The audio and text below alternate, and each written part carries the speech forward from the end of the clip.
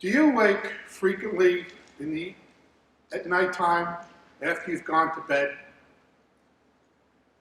Now, sometimes you may attribute that to, well, I have restless leg syndrome, or I'm stressed out about something, or I'm must have been something I eat.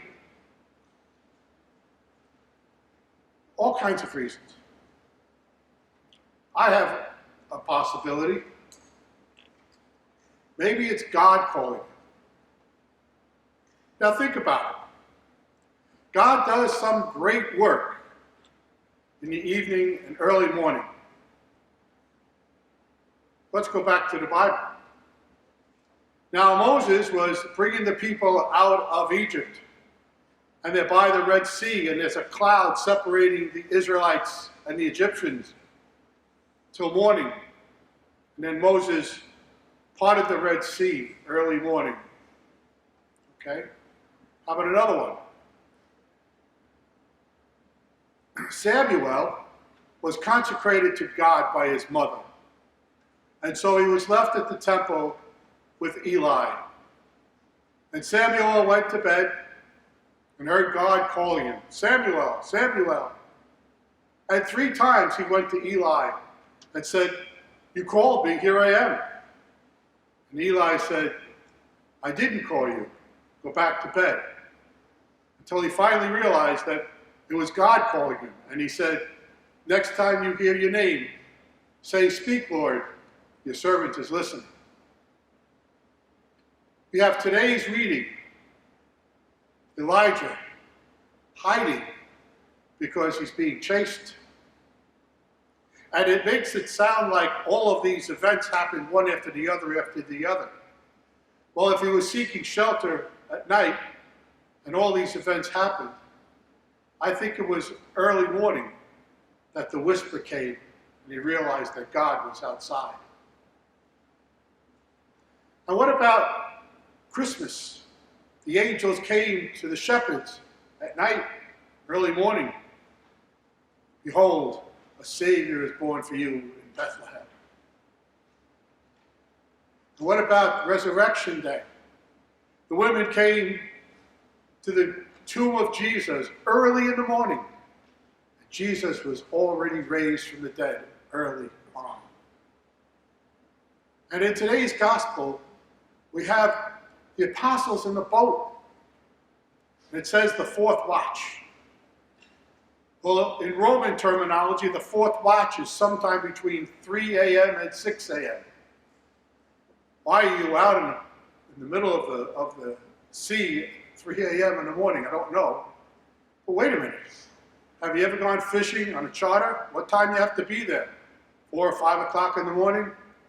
And for you golfers, you want to get an early start on Saturday, what time are you at the golf course? You know, tee-off time is 6 o'clock and you're there at 5:30. So we do a lot of things early in the morning. And why I think God is calling you?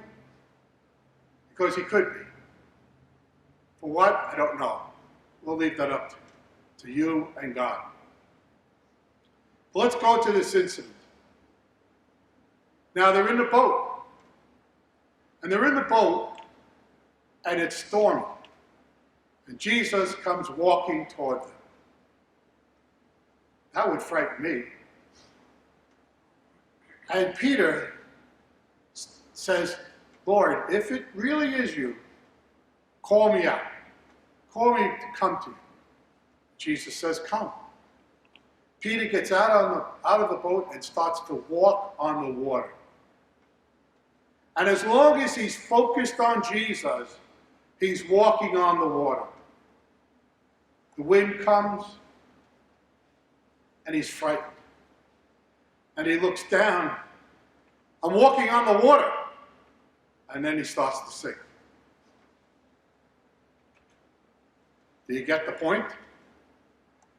Keep focused on Jesus, not on what you're doing.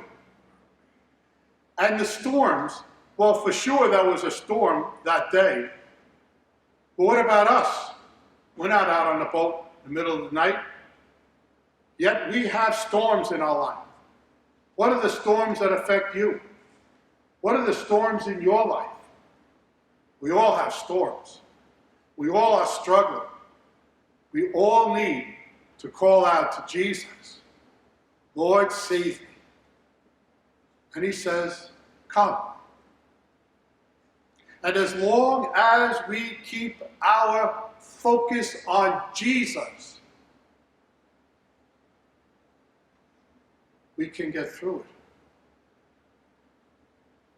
It's when we start to look down and take our eyes off of Jesus that we start to sink. Now, this doesn't mean that as long as I focus on Jesus, everything is going to be fine. I'm not saying that.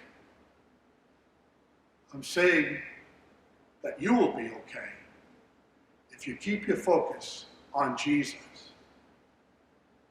Call out to him and keep your focus on him, and you will be okay.